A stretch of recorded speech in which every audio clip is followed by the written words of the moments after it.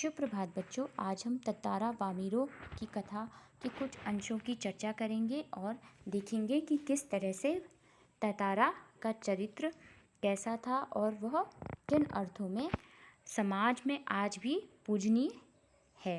अंडमान और निकोबार द्वीप समूह भारत का एक केंद्र शासित प्रदेश है। ये बंगाल की खाड़ी के दक्षिण में हिंद महासागर में स्थित है। अंडमान और निकोबार द्वीप समूह लगभग 572 यानी 572 छोटे बड़े द्वीपों से मिलकर बना है, जिनमें से सिर्फ कुछ ही द्वीपों पर लोग रहते हैं। इसकी राजधानी पोर्ट ब्लेयर है। यानी जो अंडमान है वो भारत के जहाँ पर बे ऑफ बंगाल यानी बंगाल की खाड़ी के आसपास स्थित है, जैसा कि हम इस मानचित्र में भी देख सकते हैं।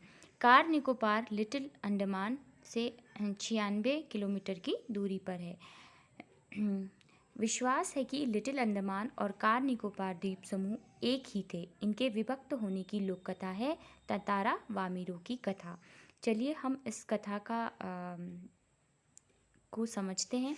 प्रस्तुत पाठ ततारा वामीरो की कथा इसी द्वीप समूह के एक छोटे से द्वीप पर केंद्रित है। उक्त द्वीप में विद्वेष गहरी जड़ें जमा चुका था। उस विद्वेष को जड़ मूल से उखाड़ने के लिए एक युगल को आत्म बलिदान देना पड़ा था। उसी युगल के बलिदान की कथा यहाँ बयान की गई है। चलिए, प्रेम सबको जोड़ता है और घृणा दूरी बढ़ाता है। यानी जो प्रेम होता है वो सबको आपस में मिलाता है। इसलिए जो समाज के लिए अपने प्रेम का, अपने जीवन तक का बलिदान करता है, उसे न केवल समाज याद रखता है बल्कि उसके बलिदान को व्यर्थ नहीं जाने देता। यही वजह है कि तत्कालीन समाज के सामने एक मिसाल कायम करने वाले इस युगल को आज भी उस द्वीप के निवासी गर्व और श्रद्धा के साथ देखते हैं। चलिए, सदियों पूर्व लिटिल अंडमान और कार निकोबार एक थे। वहाँ एक सुंदर गांव बसा हुआ था। उस गांव में ततारा नाम का एक सुंदर युवक था, जैसा कि चित्र में भी आप उसे देख सकते हैं। ततारा का जो चरित्र था वो क्या था? नेक था, मददगार था। वह शांत, त्यागी, समाज सेवी, सुंदर, आकर्षक व्यक्तित्व वाला, आत्मीय स्वभाव वाला, पारंपरिक पोशाकधारी, पर्व त्योहारों में आमंत्रित, लकड़ी की तलवार में दैवी शक्ति। ऐसा माना जाता था कि उसकी तलवार में कुछ दैवी शक्तियाँ हैं। एक शाम ततारा थका हारा समुद्र के किनारे बैठा था। सूरज डूबने को था, ठंडी हवा बह रही थी, पक्षियों की चहचहाट सुनाई दे रही थी। तभी उसे लहरों की आवाज़ के बीच एक मधुर गीत सुनाई पड़ा।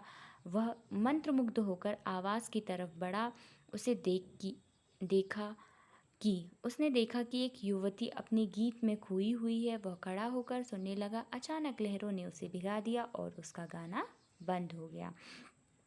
ततारा, तुमने गाना क्यों बंद कर दिया?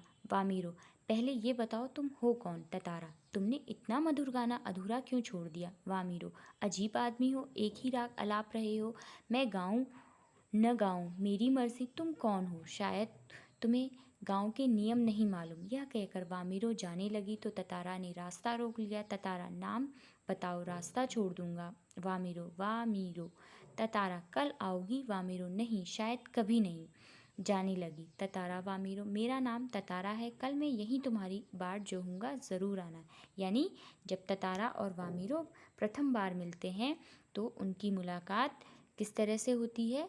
वामीरो के गाने को सुनकर आकर्षित होकर ततारा उसके पास जाता है। कितना सुंदर और शक्तिशाली है ततारा, पर गांव का नियम है कि दूसरे गांव के युवक के साथ शादी नहीं कर सकते।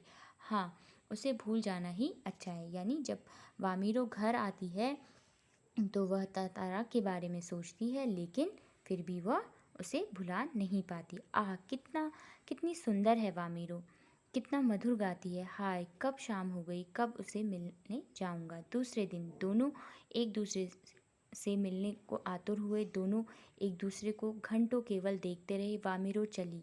इसके बाद ततारा के जीवन में परिवर्तन आ गया। वह दिन रात वामीरो के विषय में ही सोचने लगा, उससे मिलने के लिए तड़पने लगा। उधर वामीरो का भी ऐसा ही हाल था। दोनों रोज समुद्र किनारे मिलने लगे। लोगों को उनका मिलना जुलना अच्छा नहीं लगा। ने ततारा और वामिरों को गांव के नियम कानून समझाए और उनको मिलने जुलने से मना कर दिया, जैसा कि आप इस तरह से इस चित्र में देख सकते हैं। कुछ ऐसा ही वामिरों और ततारा के साथ भी हुआ। चलिए बच्चों, आज के लिए बस इतना ही। अगली कक्षा में हम इस कथा को आगे पढ़ेंगे।